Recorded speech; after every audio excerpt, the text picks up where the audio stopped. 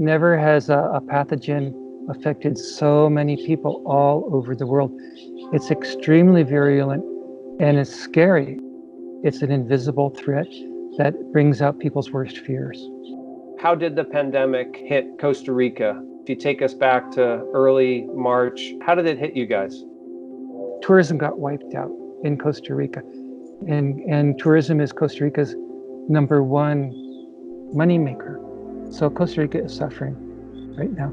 Nobody knew what to do. The thing that was utmost in our importance was to take care of each other. My daughter Lani is in charge of the logistics of the lodge. And she had a heck of a time because she knew that we couldn't have tourists. We were going to have to lay off people. I sat down with our operations manager and we thought, how can we help? And food, of course. Providing people with food. That is the most basic thing we could do for them.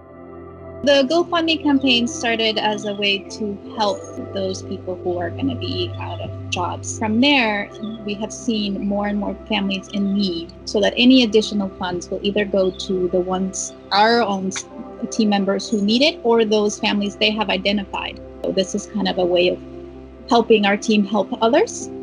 That is already working. I'm hearing their stories, their personal stories, and some of them, for example, like one of our cooks, she looked at me and she just said, I was the last one with the job. Like my parents and my sister and my brother and my kids, I don't know what I'm going to do now. And so we as a family have promised, and this is independent of the fund, to give all 31 families basic staples every 2 weeks for the next 3 months. The climate change and with changes like this, there's a lot of migration of species. We're seeing a lot more species that have never been around.